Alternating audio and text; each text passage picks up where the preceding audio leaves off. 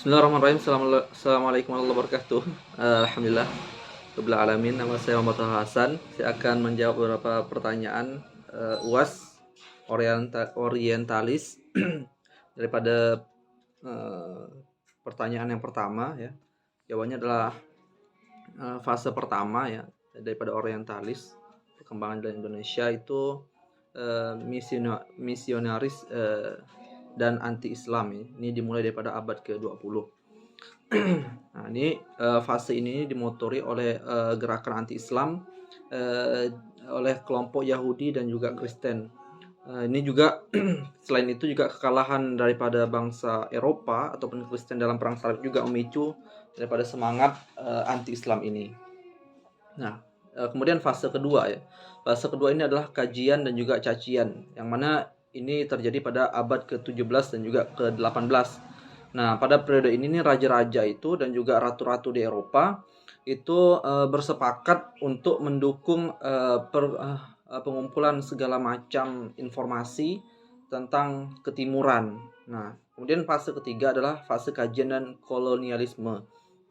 Nah, ini terjadi pada abad ke-19 dan juga seperempat pertama abad ke-20 Masehi. Pada masa ini itu orientalis itu menyumbangkan banyak karya-karya dalam studi Islam ya. Tidak sedikit pula karya-karya berbahasa Arab dan Persia diedit dan diterjemahkan lalu diterbitkan. Kemudian fase keempat adalah kajian dan juga politik. Ini paruhnya pada abad kedua abad ke-19 Masehi ya. Pas ini motif kajian ini orientalis ini berubah lagi ya, dari sentimen keagamaan yang vulgar menjadi lebih lembut. Kemudian fase kelima adalah fase kajian juga karya-karya keislaman objektif. Nah, di sini lebih maju lagi ya, orientalisme lebih maju lagi dengan mencirikan oleh karya-karya yang lebih ilmiah tentang Islam. Kemudian ini oksidentalisme ya. Ini muncul ya pada masa modern saja. Tidak muncul pada masa modern saja, akan tetapi sudah ada pada abad ke-12. Nah, ini telah muncul berkembang dengan adanya pengkajian ilmu-ilmu barat ya, ilmu barat. Kemudian nomor 2 ya, jawaban daripada nomor 2 tentang pandangan daripada orientalis terhadap Al-Qur'an ini.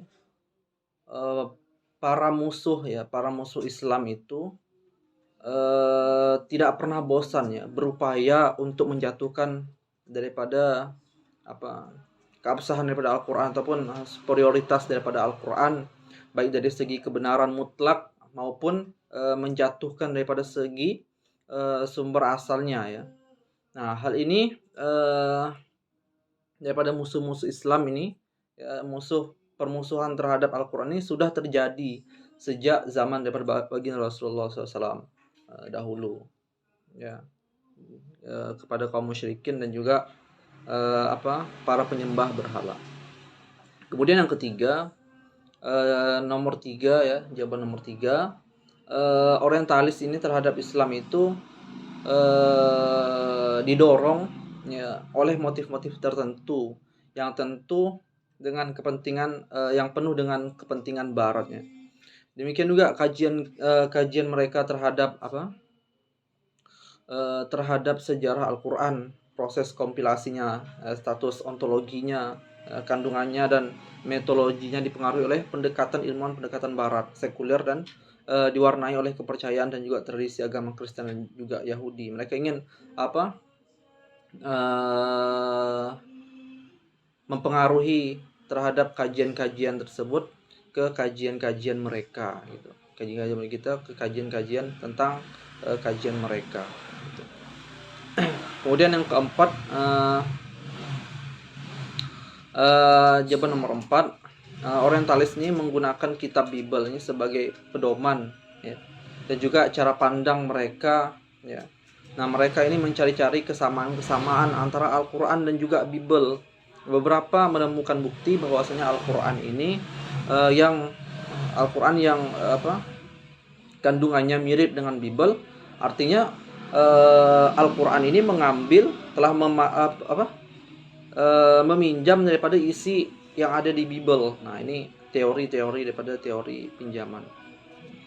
Kemudian yang kelima, jawaban nomor 5, ya,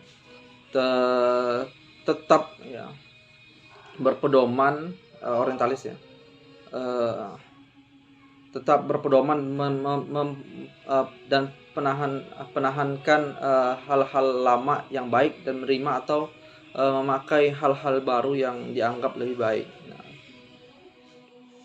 Nah, salah satu masalah yang sering muncul dalam pembicaraan tentang kajian Islam modern adalah orientalisme. Itu mungkin yang dapat saya sampaikan. Kurangnya mungkin tidak banyak membaca. Kesalahan datang daripada saya diri pribadi. Mohon maaf pada Bapak. Saya akhiri. Assalamualaikum warahmatullahi wabarakatuh.